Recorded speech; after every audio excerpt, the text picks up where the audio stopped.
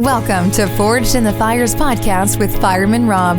Being a fireman, father, veteran, husband, world record holder, and Ironman, he brings stories of experience to impact your life while challenging you to live it. What do you want from your life?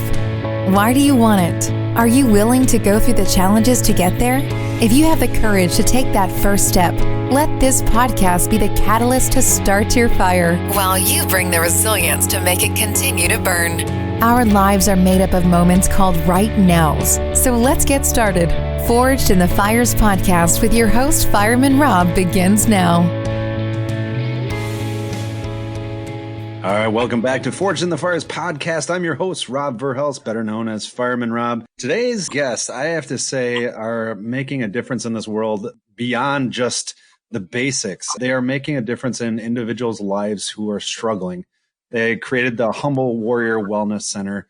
Heath and Elaine, I don't want to go too far into your backstories yet because I want to get into it in the conversations. Thank you so much for being on here today. Thanks for having us. Yeah, thanks for having us, Rob. So kind of getting the history of how this really came to fruition. Heath, you've been in the special operations for a long time, 20 years.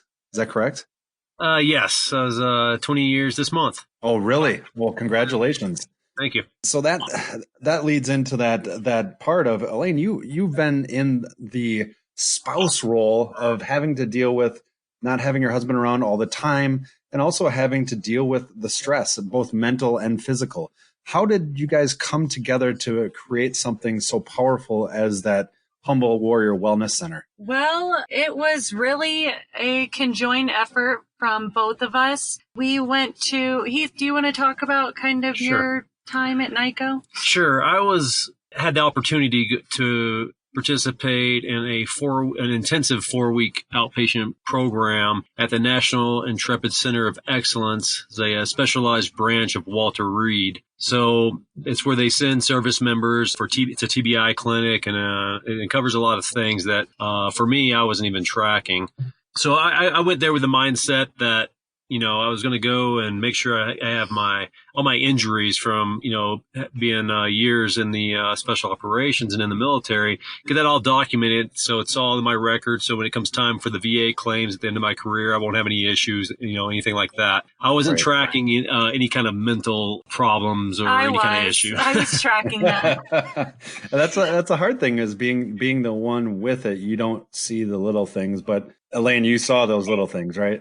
Oh, yeah, definitely. Yeah, it was kind of for a couple years there, it just felt like I was kind of talking to a brick wall a lot of the time when he was home, and I wasn't getting kind of any type of like emotional engagement, which was, something that had definitely changed in him. And Heath, what did it feel like? I think that's the other side of the coin. I've been in the fire service for 20 years and I was in the Air Force. What does it feel like from the mental side from you when you hear that? Looking back on it now, after I've learned and I've actually, come out on the other side, it's okay. It's normal. That's one of the things we're trying to convey to everyone in these, these trauma environments and these high stress work environments, that this is a normal reaction that your brain undergoes to cope with it and to actually keep you alive and keep you doing your job well. So looking back on it, it's kind of, I can see it now and understand it now a lot better. So it doesn't really affect me. Back then, if you'd have told me I had something wrong with myself, I'd be like, no, I'm completely fine. Exactly. And then how did that transition in your mind to be able to say, let me either start listening or let me start to look at myself in a different light? It happened on the 4th week of that program I was at. And it was after we had already done 3 weeks of counseling and 3 weeks of like meditation and all these other holistic avenues of, practices. And when Elaine came out, they bring the significant others out the last week of the program. And it happened during a counseling session while we were there. I just kind of, my heart rate went up really high. I started getting super hot, like right. My skin was on fire. And I didn't even know what was happening. It was almost a laugh and a cry at the same time. And it was very, very awkward. Very, very awkward, uncomfortable. But, after that happened, the counselor, told us like, because I was like completely taken back and he was didn't like, know what the hell what's just going happened on. here? It's not a feeling you're used to. No. And she had said, well, that's your body having an emotion, and that's the physiological consequences of it, because your body hasn't had like a real emotion in a long time. So Right. now that I had all those different, like getting hot and all those physiological factors that happened were, because I haven't had one in so long, my body didn't know what to do. Having this like complete visceral reaction to like having an emotion, and it was just kind of crazy that I was like sitting there watching it, and like how just truly uncomfortable it was for him to like have feelings, What did you feel at that time, Elaine? What was your feeling that when you saw that and you'd never seen it before? What was your initial thought? I was like gobsmacked. I had no idea what to do. Like, I had no idea what to do, because he was like kind of sitting there, like he looked super flushed and laughing and crying. Like, should I stop this reaction, or should I kind of just let it flow out of me? So I was just kind of like waiting for his cues on like, what do you want me to try and bring you out of this, or just kind of push you on through it? So yeah, it was kind of crazy sitting there. And then kind of every time we did counseling, it would happen again. And then, he finally kind of got used to having feelings, and then it wasn't such quite a crazy reaction when he started feeling something. So eventually he was able to kind of get it under control. Right. Now, Heath, I think one of the big things that a lot of people always, who are dealing with that, a lot of what they have is, well, if I release this, then I'm going to lose my operational readiness. I'm going to lose that edge that I need in my job.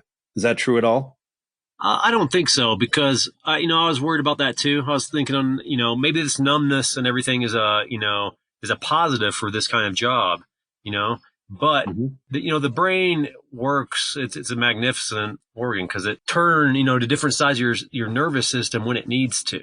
So I think if you practice some of these methods, especially that we're showing, just their maintenance. Basically, it's maintenance for your central nervous system or your autonomous nervous system.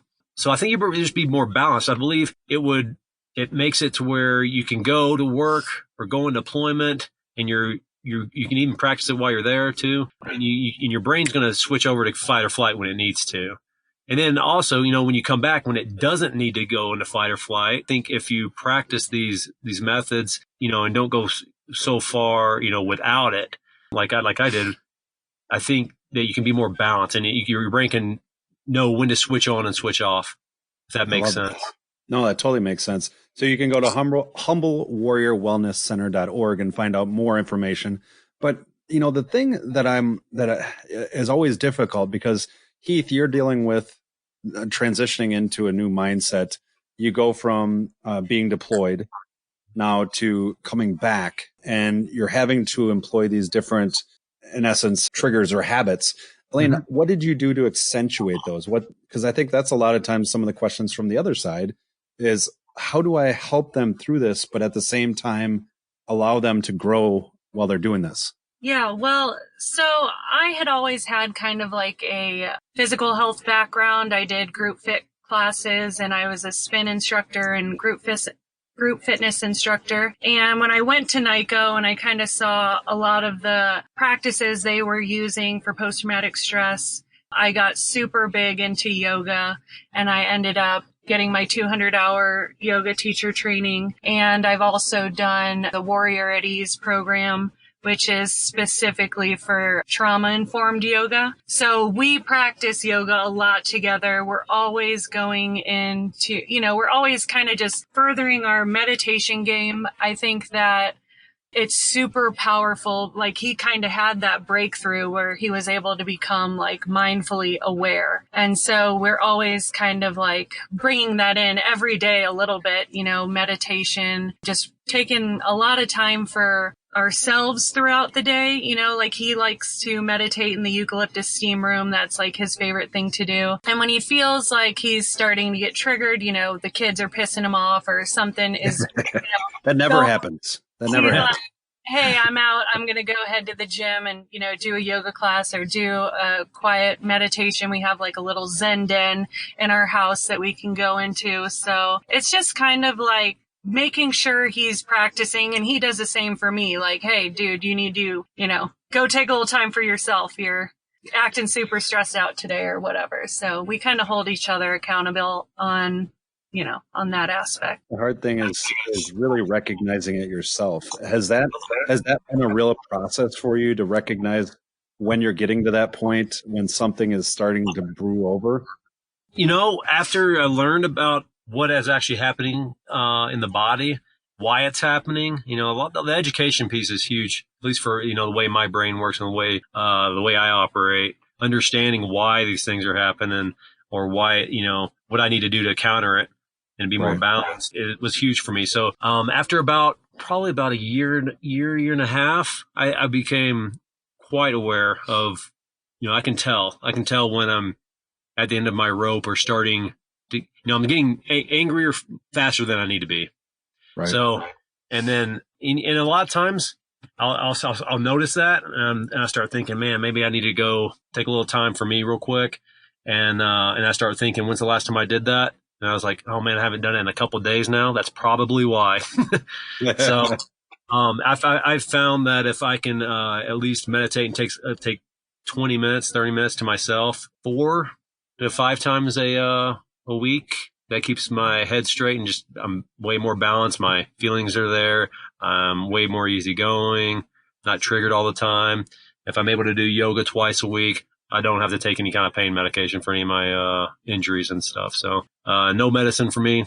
So that's kind of what my kind of motto is, I guess. That's amazing. Yeah. That's amazing. Now, when you look at the Humble Warrior Wellness Center, explain to me more of the process of how somebody would go about taking that first step, because I think that's a lot of the fear that comes into this, is taking that step and admitting that for me, it was admitting something was wrong. Mm-hmm. And sometimes that's hard to do. What is that first step for somebody coming to you guys? I believe it's coming out and just keeping an open mind, not looking at it as there's something wrong with you, just looking at it as, okay, well, I go to the gym and I maintain my physical fitness. Now let me go maintain my mental balance also.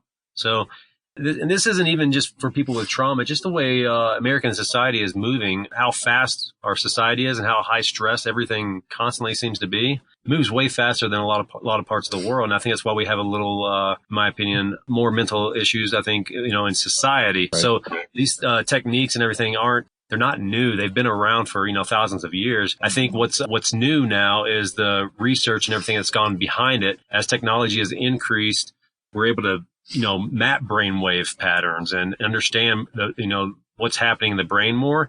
And we've actually been able to see these different kinds of integrated therapies work, in the brain. So we actually understand and see why they work now. And I think as time moves on, I think they'll become a little bit more prevalent, and they'll, just know more as the medical field, as they proves that why these things work. And I think also it's just, the Humble Warrior Wellness Center is specifically for veterans, first responders, frontline medical workers. So they all are, they all come from this super hyper vigilant work environment. So it's really just allowing them a place where they can kind of restore, recharge, recalibrate, and kind of get out of that hypervigilance and tap into the parasympathetic nervous system for, 30 minutes, an hour a day, just kind of balancing those autonomic nervous systems out. It's a like-minded environment. Everybody is there for the same reason. So it's very non-judgmental. I love it. And you have both your backgrounds are so powerful in the fact that when somebody comes there, they're not going to be like, well, how do you know what I'm feeling? I think that's one of the biggest things, one of the biggest hurdles. What do you guys say to that? Because that's one of the biggest hurdles I think I see a lot of people with. For me specifically, I've been taught with my trauma-informed yoga that you can't compare trauma. It's just, you can't really compare for everybody, but similar. Because somebody might have just a little bit more threshold. Yeah, threshold for, a little bit more adversity or resilience. That doesn't necessarily mean that's better or worse, but I mean, you can't really compare. No, that's a perfect way of putting it. I think that, especially coming from you two, that's a very powerful statement of just come, have that open mind and move on. Now, I also want to dive into the fact of being a military spouse, and Heath, you had, I think it was 12 operational deployments. Yeah. How did you guys keep that relationship solid? Because that's another huge aspect, because Heath, your operational intensity is probably pretty high, I'm guessing, on your deployments. And Yeah. Elaine, you're at home, and how do you guys grow that relationship in that aspect? It was very difficult. I'm not going to lie. We have this sign in our bedroom and it says, when you get to the end of your rope, tie a knot and hang on. And that was kind of something we had to really do a lot because, I experienced a lot of, trauma from the spousal side. Just being at his command, there was a lot of death. We've lost a lot of teammates. And if it wasn't death, it was divorce.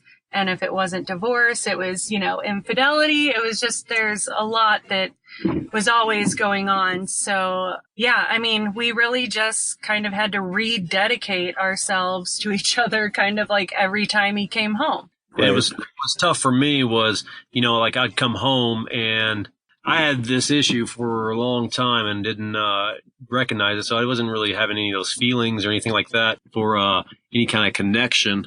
So, and I didn't recognize it, but, obviously she did. So even when I was home, I wasn't really home. So it really, like Elaine said, it was just tying a knot and hanging on. And then as things started to slow down towards the end of my career, when all this kind of came about. So it was when I learned about all this. So and when I was able to process, and then we actually, started rekindling our connection together because of I was more balanced. I was able to tap into my emotions. Yeah, it was just hanging on. And then now it's just maintenance and practicing. And yeah. You guys seem to be on the right step and right ball. That's for sure.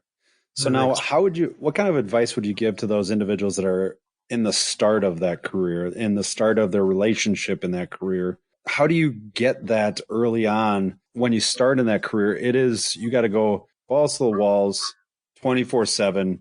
You've got to be invested to be able to get to where you're going to be at. What is your advice in the beginning to start the process that took you till the 20th year or 19th year to be able to do? Practicing it a little bit every day and getting kind of over that whole stigma of mental health, basically, like I said before, as much as we train and our physical aspects of it, you need to train your mental also. In my opinion, the greatest warriors are strong physically and emotionally. So being able to make those switches and be a balanced person and a balanced warrior, I think is key. And I think it also would help later on, as we mentioned before, with when I had that emotion and it had that big physiological effect on me and it was super awkward. I don't believe it would be that strong of a reaction if you're able to stay balanced throughout your entire time, if that makes sense. You won't have so many layers of onions to peel back to get to the balance, I guess. It's really turning around, I feel like, especially like in the teams with that stigma. I think the guys are really so much better about just making sure, basically kind of saying, if your mind is right and you're doing this, mental health maintenance and, even if you're going to a counselor or whatever, like that's going to make you a better warrior, basically. And so I feel like that it's really moving in that direction now. Like we had a teammate just say the other day, like if a guy is not doing the things he's supposed to, like that's the guy I'm worried about. I'm not worried about the guy going to counseling or doing those kind of things where it, that was the big shift that's come in now. That's impressive. All right. So getting on to lighter notes, what does enjoyment time look like for you guys? What do you guys do for fun besides yoga? Mountain therapy for sure. We live in Colorado, which is amazing because there's just so much to do. Like we went and played disc golf this morning right down the street. Yeah, it's a lot of outdoor activities. Who won that disc golf game? Oh, that was me. Oh, yeah. I had a really good game this morning. Is there is there a little competitive drive between the two of you? Oh, for sure. Yeah. So we've known each other since high school. So wow. Yeah, so we're super competitive against each other, probably to a fault, but that's okay. It keeps it interesting. Now, can you be competitive at yoga? That's the biggest question. Oh, well, I win that, hands down. He's broken half the time. He's just happy to go into child pose and stay there. I'm just happy to stretch. Yeah, I remember going to a yoga class, and I was dying after they just started, and I thought we were done by that time. It was not good. So now as you're going forward with this, with the Humble Warrior Wellness Center, what is those big projects or big ideas or big dreams that you guys have going forward? I mean, ideally, if this does well here in Colorado, I would love to keep expanding Humble Warrior. We're both from St. Louis, Missouri, and their first responders have been going through it, especially the officers down there, putting a Humble Warrior in Missouri or, bringing it out to just different regions. Cause I mean, anybody can benefit from the type of stuff that we're trying to bring in. It's the yoga, meditation, acupuncture, low sensory deprivation tanks, alpha stimulation, the eucalyptus steam rooms and saunas. So it's, anybody across the board can come in and kind of just relax and restore. I love it. Yeah, it's not scary treatments. It's all real. It's all, individual, and some people like some people like sensory deprivation tanks. Some people don't. Some guys, kind of going back to your question you asked earlier, some guys just might want to come and get their steam on, and relax before going home, steam in the shower real quick before going home. And we'd much rather have them come in, stop and sit in their own private steam room, maybe listen to a meditation, maybe not, a guided meditation while they're in there. If they do, good. If not, still good. And they have a shower and they go home in a total different mindset than, maybe just going straight home after work or, stopping at a bar and having a couple beers before going home. I think that just going home and bring in a little bit more peace and happiness and connection to their home lives, I believe is, an end goal. I think the best thing that you're saying is it's individual. And I think that's a huge thing for people to understand is each person is going to have a different way of solving this on maybe different days. And I think that's great. Great way that you guys are putting this. HumbleWarriorWellnessCenter.org. Go there, find out more. You guys are amazing. Definitely going to have you guys back on. Would love to do in-person interview sometime. Great. Yeah. I always end my podcast the same way. And since I have two of you, it's even better. I have 3 questions that I ask you, and then we go to a rapid round. So I'm actually going to, each of you have to answer these questions. I don't give them you ahead of time because obviously I like to make you a little uncomfortable. So first question, either one of you can answer first. It doesn't matter. What is one thing that you haven't done, but is outside of your comfort zone? One thing I haven't done that's outside of my comfort zone. Trying to think. I don't know. We kind of make it a point to get out of our comfort zone. I really haven't been able to travel much because I, have always been home with the kids. I wish I could do, a real ambitious travel.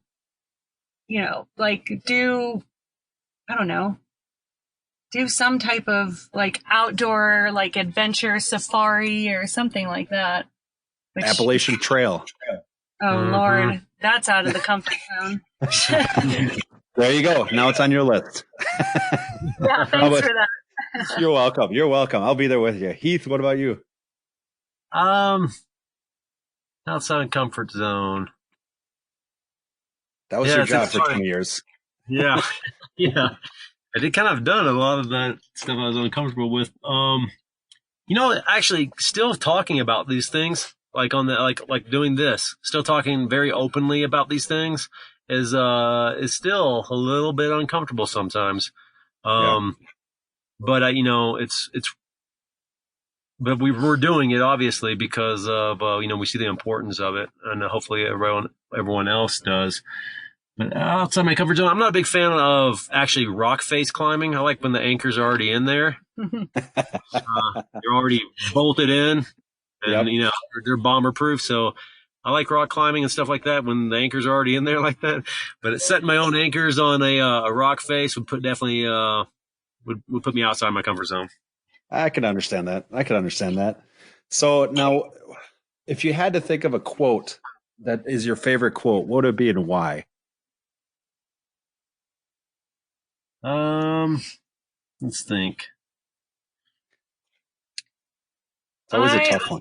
Kind of go back to, when people ask me, well, what was it like, being a spouse at development group? And I always kind of go back to The Tale of Two Cities. It was the best of times. It was the worst of times. It really was. It speaks so true to kind of how it was there. It was, one of the greatest times of our life, but it was also definitely one of the hardest times. So, yeah, that makes one sense. That I'm always kind of picking up and using. That makes sense. What do you think, Heath? Let's go to a Deadpool quote. Maximum effort. What is it? Maximum effort. There you go. I have never had anybody quote Deadpool, so this is a first. I love it. All right, here's the one that's gonna always tells me the most about people. So if you could pick to have coffee with 3 other people at a firehouse table, so in other words, nothing is off the table to ask them, who would it be and why? Oh man. Okay. Yeah. I definitely have. Can they be fictional?